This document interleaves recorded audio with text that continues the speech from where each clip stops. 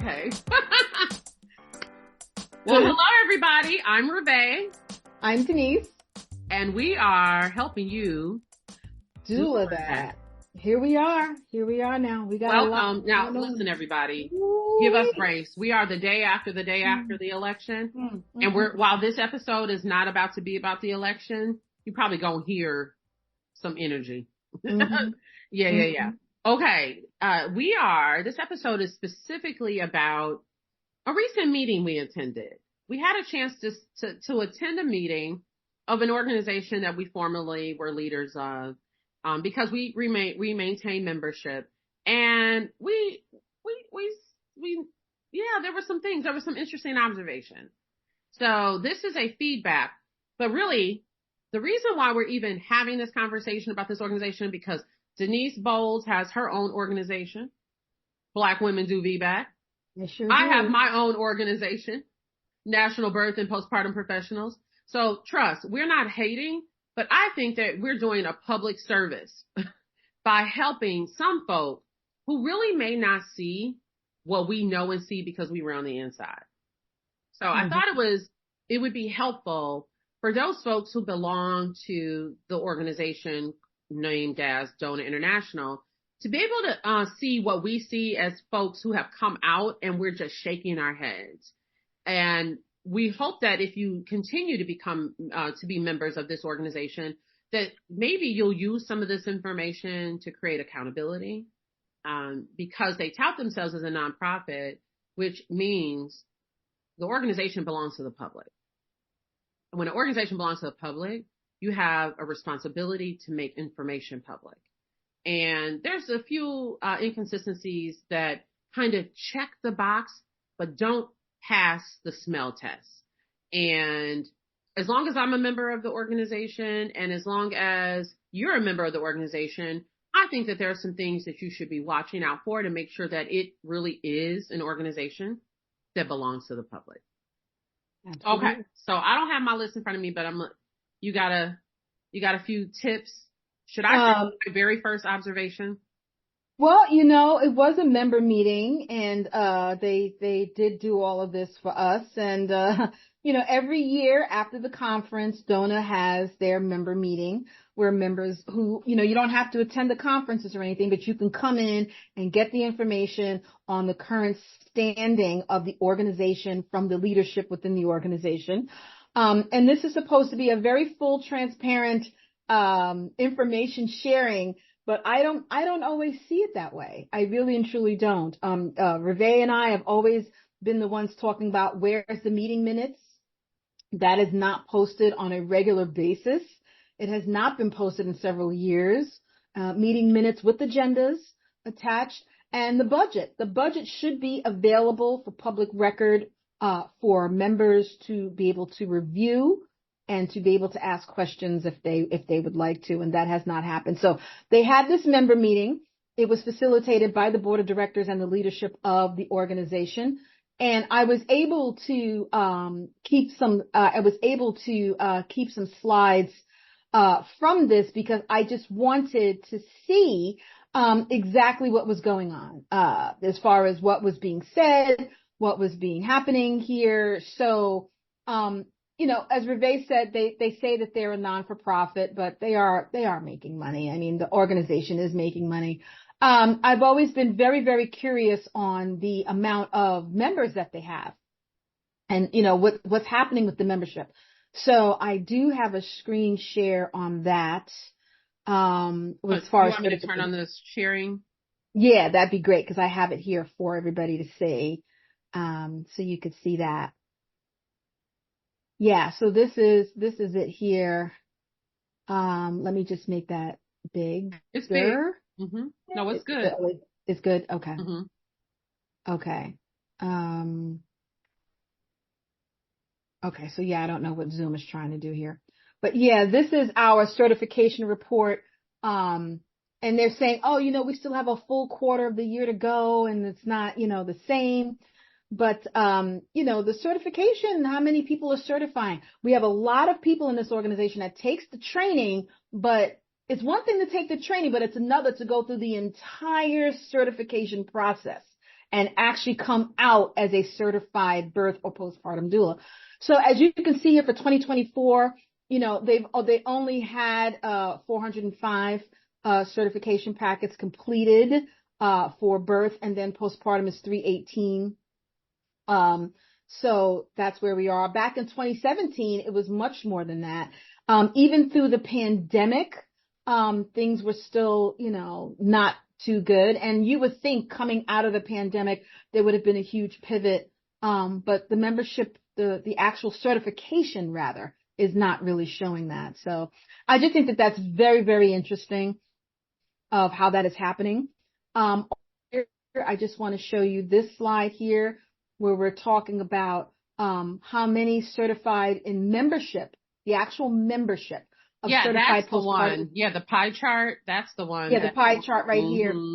Yeah, so we have over 2,000 birth doulas that are certified, and we have just a little over 500 postpartum doulas. So can you share that one? Because we still see the certification report. Sorry about that. Thanks. Yeah, I always get this. Zoom gets me every time. I know. I need a. Okay. Here we go. Can you see that now? Yeah, there we go. Okay. Yeah, that's exactly it. Yeah. So this is the actual certified postpartum doulas is just over 500. And then it's just over 2,000 birth doulas who are certified. And let's give this number. This is sort of, so as an insider, we've been douling for a long time. Why is this important?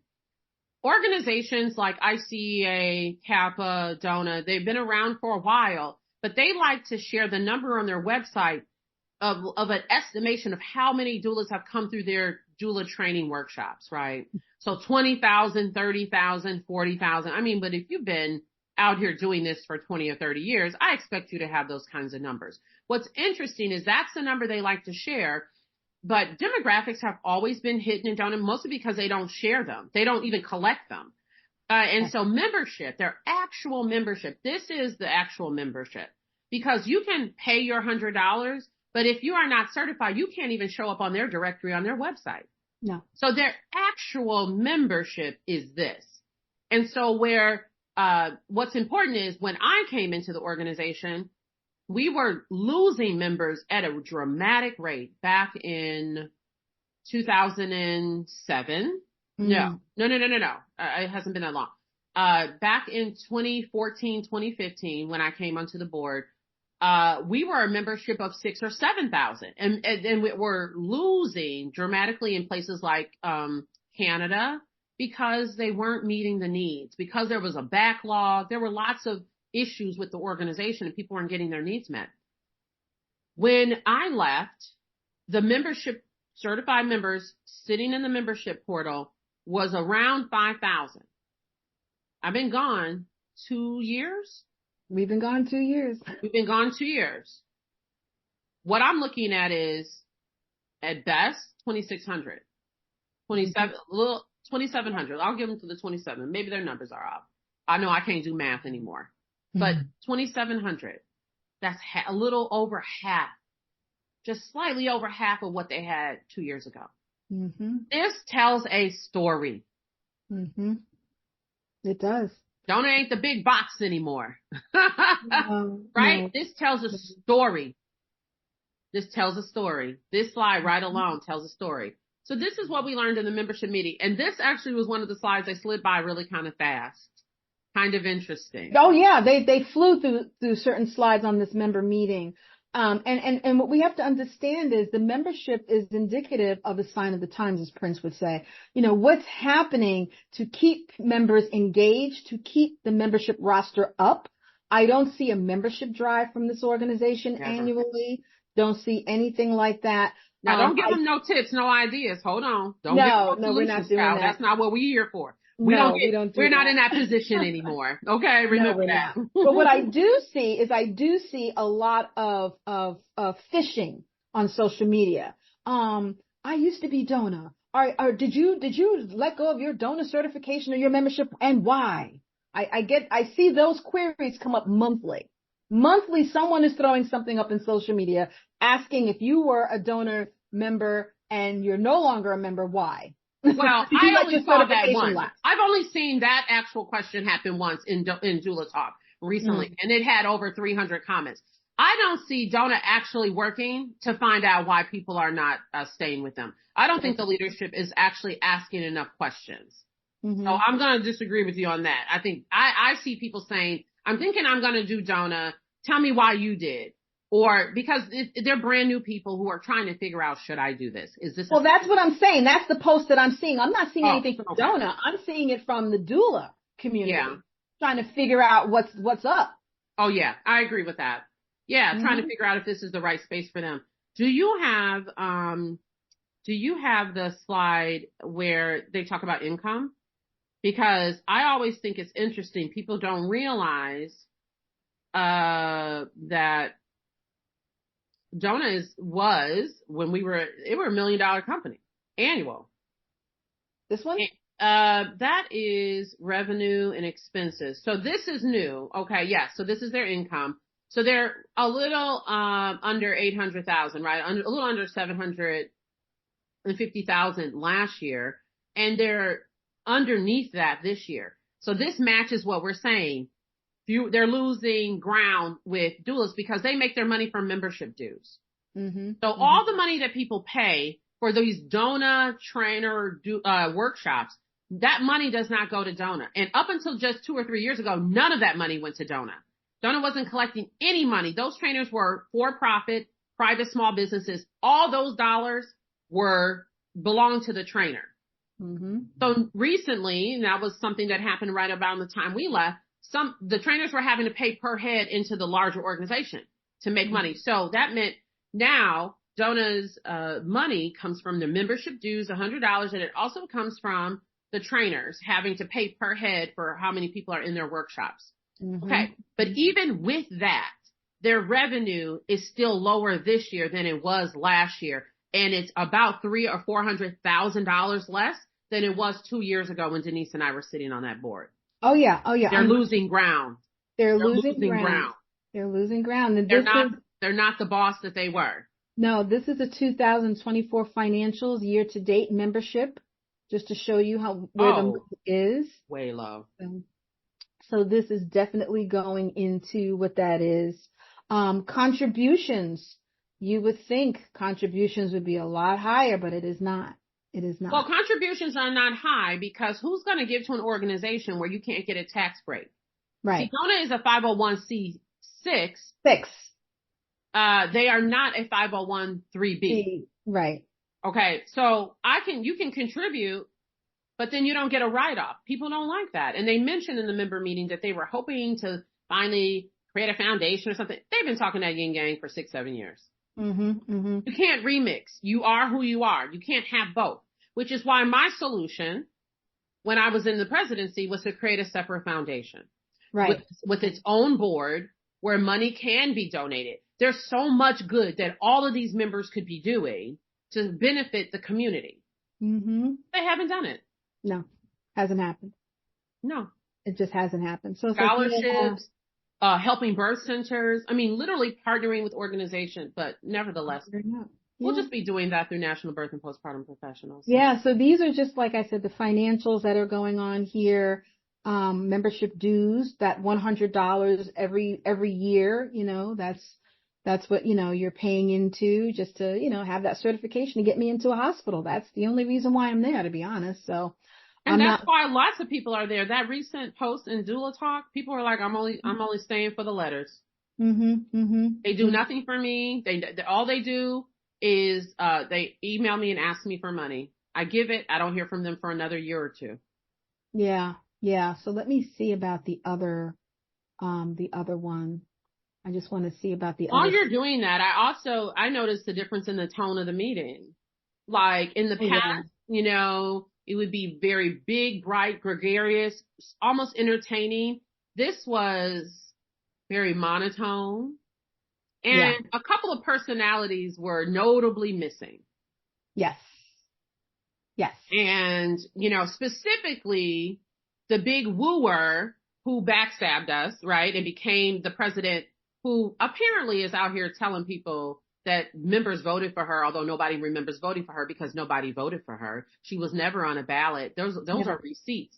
We can pull up receipts. She was never on a ballot. She was never voted for, but, runs around talking about hashtag trained by Nakia, hashtag trained by Nakia. Well, you're lying. You were never voted in or elected by the members. They appointed you after you conspired with them to get rid of me and Denise because we had an agenda to take care of everyone. Right. We sure did. We most certainly did. And, but she was notably missing from that member meeting. Yes. And, they need her, quite honestly, because it was so boring. It was like, come on. Oh. No, but things come around, things happen, and it's okay. Let's see where that person lands. I don't know. Oh, I'm not talking about her. Talking about how they needed that personality, they needed that energy. Oh, yeah. Who was taking the time to come to a meeting where they're not really learning anything? And here's always been my issue with the member meeting content. The slides come up fast. The data, while it's factual, because they got to tell the facts, it's not actually really explained or revealed. If you really wanted to have a member meeting and you wanted it transparent, you would actually give me this data, these slides electronically, and you would give it to me in advance so that we can have an engaged meeting. Yeah. A member should be able to come and say, I have questions. Mm-hmm. And the member should be running the meeting. It should be about the members. Other members should be able to hear from other members about their questions, their concerns, what they see, what they don't see, what they're worried about, what's working, what isn't working. This was just a little rehearsed script of here's what I've done, what do you always say about these meetings? What is it? They're reading their job descriptions. Right. Yes. So for example, this international whatever director, Carolyn Tranter. So we got her talking about, I want to have more meetings. We want to expand the membership and we want to do translation. Well, how long have we been talking about doing translation? Boo, I could translate on Google in 2 minutes. Like,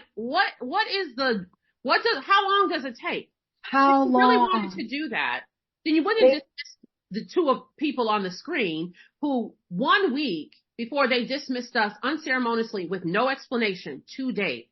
If you really wanted to be more accessible in languages, you would have followed up, because the current certification director, Terry Nava Anderson, popped in a meeting spying on us while we were meeting with Spanish-speaking members with the goal of translating and integrating our Spanish-speaking doulas more into the fabric of that organization. Because we saw that they were not being served. They were disenfranchised, and we have made a priority. Remember, we did the priority in the budget to translate everything out of English into Spanish. We sure did. And don't forget, we've had 2 Spanish-speaking presidents in Dona's history, and they never put things in translation from English to Spanish either. And several sitting on the board, including the previous certification director, Deanna, who's down in Florida. I don't understand how we can't get Spanish. And, we're also working on Haitian Creole, but first and foremost, you still, all these years, you still can't get Spanish. Still don't. They have an ambassador in Iowa who asked for French translation. It took months. When I say months, like 10 months to get a response. Oh yeah, let me ask the board. They said, if you pay for the translation, we need to have it.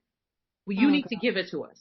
So I said to her, wait, they want you to pay for translation of their documents and then they want access to your translation. They want you to pay for it privately.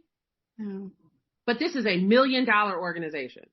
It is $1 million organization, and they're not addressing the very basic needs of the community. And that is to have things translated in multiple languages. And it's not hard to do. Well, and besides that, my biggest takeaway from the member meeting was no real transparency. There's a couple of things that don't sit well with me. They just had an election. Where was the information about the candidates? There was usually there's a bio, there's a video, you have a circle or meeting where you can ask the candidates questions, whether it's online or a live Zoom meeting. There was nothing. It was like, these are your candidates. Nothing. We didn't even get a chance to learn about them. The second issue with the election was they just told us who it was. There was only one candidate for president. But remember, when you ran, they delayed the presidency because you were the only eligible applicant. And you were told by Melissa Harley that you couldn't be the only candidate for president on the ballot. Well, what changed in the last couple of years? Now they're appointing presidents with no members voting. And now they can put up one candidate for president when you were the one when you applied, they couldn't. Oh God, they kept me on hold for months because they could not get another candidate to run against me. 4 months. Yeah. Yep. So yeah, we get and this you've got email. These candidates. These are the candidates that we have now that have been elected.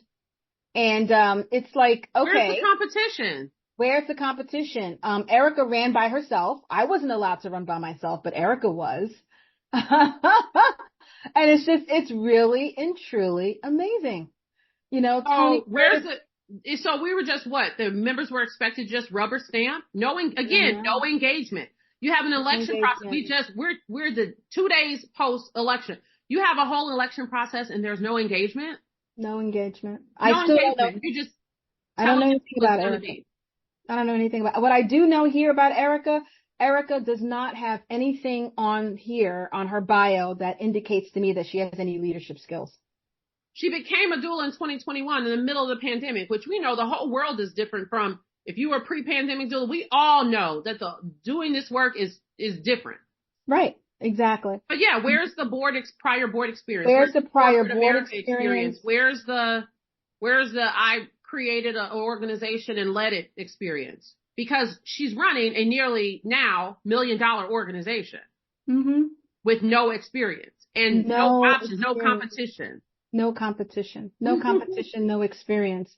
And, she's checking the box. She's a woman of color. Oh, you can't say Dona's racist because we've got another black woman coming in. You can't say Dona's racist. We let go of Denise and Ravae. You can't say we're racist. We put mouth in here. It's like, yeah, you can't use that. Yeah, well, now they don't even fool with mouth. No. Nikia. No. It's hilarious. I think it's hilarious. But again, a lot of this is about being able to help newer doulas who are like, what's going on here? Yeah, you have a member meeting where members don't even talk. We weren't even allowed to be on screen on the Zoom. It was only the speakers.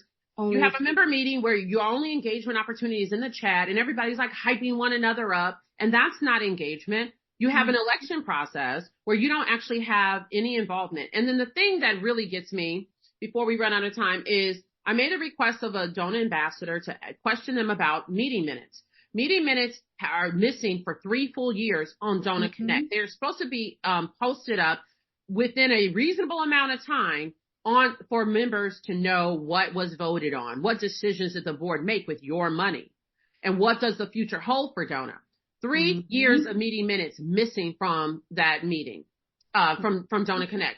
When she inquired, they said, we'll get back to you. They got back to her. She got back to me. She said she read the meeting minutes and they say nothing. It's unclear about what was the actual call, what was the motion, what was the question, and what was the content, what was the discussion. She specifically went back and said, well, what's the agenda? I want to at least match the agenda with the meeting minutes so I know what direction you were going in. She was told by the director of communications, Joyce Dykma, that that's confidential, that the agenda that they go into the meeting with is confidential. You mean I, as a member, cannot know what you guys went into the meeting to talk about? I can only see these very vague decisions in the meeting minutes. And by the way, I haven't seen a decision in the meeting minutes for 3 years. No, and the bylaws have changed also in this organization that members have not been made aware of, nor were we allowed to vote on. Well, they wouldn't know that the bylaws changed unless they saw the meeting minutes, which ain't nobody seen one for 3 years. So there's that. But you and I know that the bylaws have changed because of how they're bringing in, first of all, this election process with not dual candidates. That's a change. So, but you also how they're removing and bringing in people. So they brought in Nakia Lawson with no member vote. They brought in Hillary Melkers with no member vote. Not one. 2 presidents after they removed you and I on the first day of Black Maternal Health Yes. Week, new presidents come in with no member voting. Nope. No, and this is the lack of transparency. So we offering this, we're not mad. No. Boo boo. Look how good we look. I mean, you did me a favor. You did me a huge favor. Thriving. Thank you. Thriving. Okay. So we're not mad. But when you know something, it is really hard to stand on the sidelines. Like, I can only imagine what Michelle and Barack are like, what they know, how hard it is to like see things going, like injustices and people lying and not being transparent. And it's hard to hold it. So guess what? On our podcast, we ain't got to hold it. So we're here to help folks who are a part of this organization really see, all those financial slides, boop, boop, boop, they slide through them really fast. But the key is it's losing ground. Those certified members down, revenue down, and promises. These are things that you should have been doing. Translation, y'all been saying that for 10 years. You're talking about translating into something like Spanish. There was something else that they were talking about they were doing. Like, to me, your certification process, okay, you made it faster, easier. Well, it lacks integrity. With no parent signature, no medical person signature anymore, people, and I heard through the grapevine, people are making up their 3 births. People are falsifying their certification documents. Because they're trying to get certified, because now CARET requires it. They want to get reimbursed. They're trying to become a certified doula by any means necessary. And the lack of accountability in their rush, and Dona's rush to make it easier, they've also created less integrity. So we got doulas out here who are certified who are totally lying about their process. And it's not that this organization isn't aware that that's happening. But when you are driven by revenue because you have to pay a management company, you're going to turn the other cheek. You're going to look the other way. And that's a problem for all of us, to have doulas in our pool who are not qualified. They could drop babies, hurt babies. They can do all kinds of things. And it impacts us at a fundamental level in terms of the profession. I totally agree. Anyway, that's all we got about that, y'all. So we hope that this will help give you some insight. If you're a member of this organization, or if you're thinking about joining this organization, you might want to think twice. Or if you do choose, I'm not telling you not to choose. I'm a member. Denise is a member. We have our reasons, but know what to look for. Yes. Ask more questions. Push back, because it matters. It matters for the greater good. And be responsible. Be a responsible member. Hold their feet to the fire, because we see what happens when you don't. I want to see. You see what happens when you don't. I want to see every organization on their website every year to have the number of doulas certified, number of membership. I want to see a link to their annual report that you can look at with their budget. All of that is full transparency, and many major organizations have this. It is time for doula organizations to be transparent. Very much. So I want doula organizations to be transparent on their websites. They need to have this information so that somebody is coming to their website. You need to know how many members you have, how many members are certified, how many people trained a year, and they need a separate site where you can see exactly what their actual budget and what does it look like, how much, are they pulling in annually. That should be for public consumption. Right. And I think for public consumption for nonprofit orgs. Because we can't ask, so because they belong to the public, they're getting a benefit from the public. The public is subsidizing those organizations. It makes total sense for transparency. In fact, the IRS, the government, expects transparency. If you want to know what your nonprofit doula training organizations, how much money they're making, what they're doing with the money, you can go to a website. I don't have it, but I can link it in the show notes. Or you can look up their 990. Their 990 statement will tell you some of the financial information. It won't tell you the organization's budget. It won't tell you what rules they've made or what policies they've changed, but it will give you the bottom line. You'll see the numbers. And so if you want to verify what we're saying about this particular organization, Dona International, you can go look at their 990s. You can't lie to the IRS. Ravae and I are putting together something real cool for everybody. We're working on that. Yeah, we have a resource that'll give a lot more transparency, because there's so many options in terms of doula or birth worker trainings that consumers really do need and deserve more information. And so we're gonna put together a little something and launch it in the coming weeks for you all. is a reliable resource so you can get the information you need right up front. We can't preach transparency and not be transparent ourselves. There you go. There you go. All right. There you go. Okay, everybody. Well, that's our episode for today. Thank you for joining us. We are happy to help you do that. Yes. All right, everybody. Take care. We'll see you next time. Bye.